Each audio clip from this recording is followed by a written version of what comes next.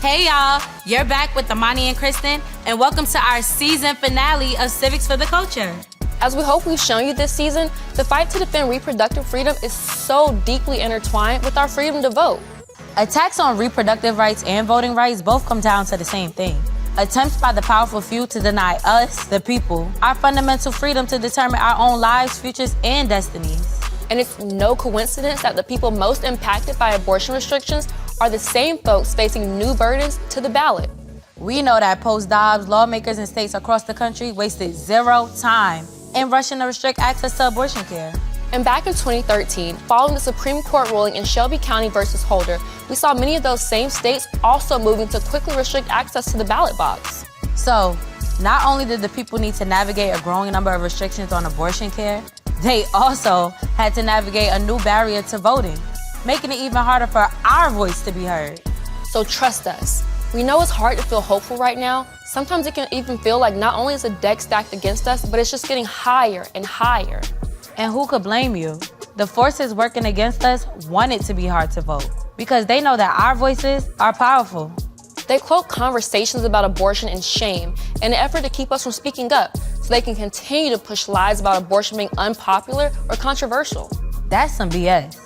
Anti-abortion extremists have spent decades and millions of dollars trying to convince us otherwise. But we have something they don't, power in numbers. So now it's our turn to be louder.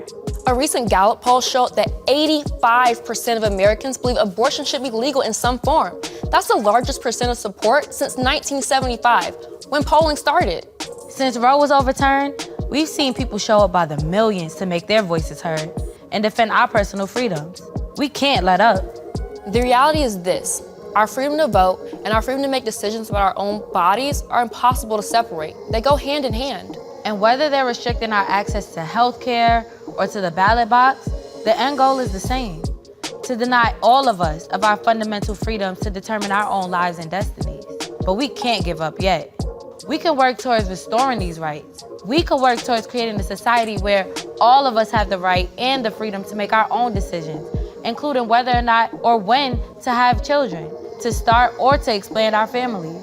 We can work toward creating a society where abortion is legal, accessible, and affordable, where resources like birth control, reproductive health care, and social services are widely available and equitable.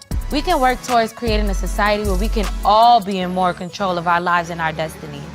It's on us to harness our collective power to create the change that we want to see. And throughout this season, it's been our goal to share research to help you do exactly that. From learning about reproductive justice, to getting informed about what's happening in your state, to navigating through those tough conversations. We've got you. You can find all the info you need and more by following us at Fair Fight Action on Instagram, TikTok, and YouTube.